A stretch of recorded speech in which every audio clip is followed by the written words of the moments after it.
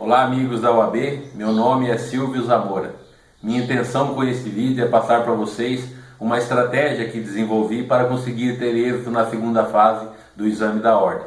Minha intenção, como vocês verão, não é vender livros e muito menos falar de editor ou de nenhum autor.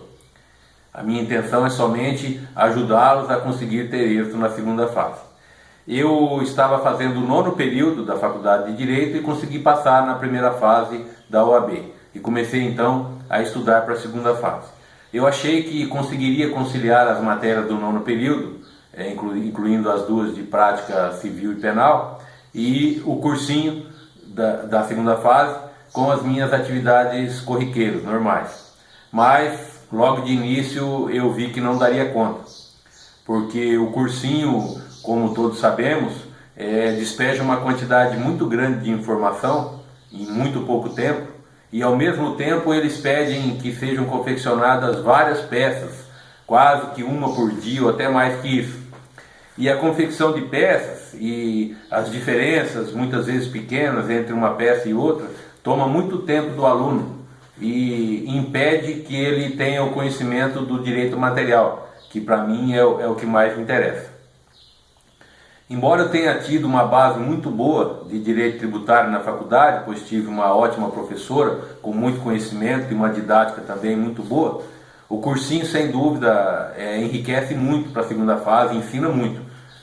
A minha intenção com esse vídeo não é desmerecer cursinho, porque lá eu aprendi muita coisa também.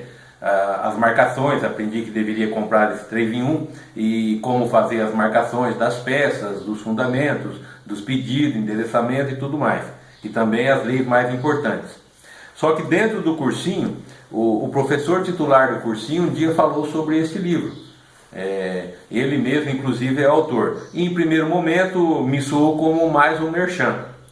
Mas ele disse uma coisa interessante, que se o aluno estudasse por esse livro, não precisaria fazer o cursinho. Aí eu achei interessante o que ele disse, Para alguns foi mais um tipo de propaganda, mas eu comecei a ler esse livro com muita atenção. E eu notei que uma parte desse livro, uma pequena parte, falava sobre as peças, principalmente as que mais caem no exame da OAB. Mas na sequência, ele trazia problemas, questões discursivas, como se fosse o seu cliente chegando no seu futuro escritório e relatando o problema que ele tinha, o caso, e querendo que você dá o direito de pronto. A maioria dos clientes querem a solução na hora, que você mostre conhecimento. E a prova da OAB é mais ou menos a mesma coisa, pois a banca formula as 4 questões que você tem que dar o direito, responder, e também a questão que envolve a peça, que nada mais é do que responder, dar o direito de uma forma apropriada, seguindo aquela moldura. Então eu comecei a ler esses problemas, essas questões. Eu li a questão aqui, colocava uma folha sobre o gabarito que tem na sequência e pegava o 3 em 1 e tentava achar o direito aqui, a lei que responderia melhor aquele problema. Muitas vezes tinha vários artigos, súmulas, tudo mais. E quando tinha vários artigos eu fazia a remissão. Artigo tal, responderia aquela questão também. Então eu fazia a remissão na frente. Na hora de fazer a prova, isso dá uma tranquilidade muito grande. E eu fiz os 244 casos que tem aqui. 15 dias antes da prova eu comecei a ler esse livro. E parei totalmente de fazer as peças. Eu fiz durante o cursinho apenas 3 peças de direito tributário. E entre elas não estava a que caiu na prova, pois caiu uma exceção de pré-executividade, que como todos sabemos é uma construção doutrinária e não consta na lei.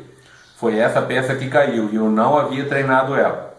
No entanto, o meu cérebro já estava calibrado de tanto ler casos e dar a resposta para aquele caso. E eu acho que isso é muito mais importante do que você saber a moldura de todas as peças.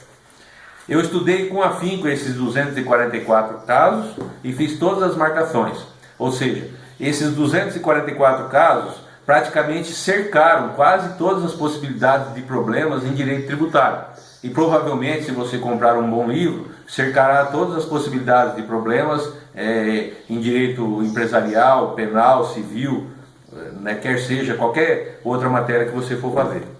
Então, essa estratégia me possibilitou, na hora da prova, responder as 4 questões de maneira tranquila. Quando eu li as questões, eu fui lendo e já respondendo na minha cabeça, não totalmente, mas eu sabia aonde eu encontraria no 3 em 1.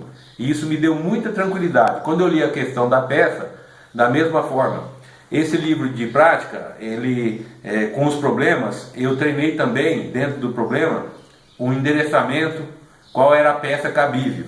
Então, quando eu li o problema da peça na prova da segunda fase, facilmente eu identifiquei qual era a peça, o endereçamento estava claro, eu sabia fazer a qualificação, os fatos, não sabia fazer os pedidos, mas o que importa é que eu acertei a tese dentro da peça.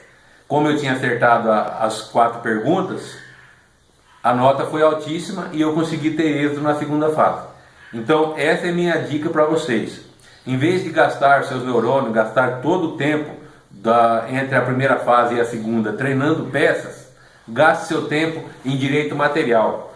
Compre um bom livro de prática e estude casos, um livro que tenha casos, e estude casos. Se você estudar casos, você vai saber o direito material, você vai ir bem nas 4 questões e vai acertar a tese dentro da peça. Se esses casos vierem, é claro, com identificação da peça também, para você saber qual a peça cabível. Pense comigo. Do que adiantaria você ser expert em peças, saber a diferença entre todas as peças, quais os pedidos a serem formulados, se você não sabe o direito material? Se você foi mal nas 4 questões, ficou muito nervoso durante as respostas das 4 questões. Preste atenção, o que seria desse quadro se ele fosse somente a moldura? Ele não seria nada. A peça é justamente isso. Ela é apenas uma moldura. Se você não souber o direito material, você não conseguirá obter o êxito para o seu cliente, você não conseguirá defendê-lo, você não conseguirá mostrar para o examinador da banca que você tem conhecimento. Não conseguirá também, logicamente, responder a contento as 4 questões e não atingirá a nota 6. Então, essa é minha dica para vocês. Não gaste todo o seu tempo para a segunda fase estudando peças, confeccionando peças. Para mim funcionou muito bem ler os casos, responder os casos com endereçamento, com identificação de peça. Pura e simplesmente assim. Para mim funcionou muito bem. Então fica a minha dica para vocês, para a segunda fase. Se esmerem em estudar casos, problemas e seja craque em direito material. É isso que a vida lá fora vai te cobrar e é isso que a banca da OAB também cobra. Espero sinceramente que eu tenha ajudado e desejo para você muito boa sorte no exame da ordem. Abraço.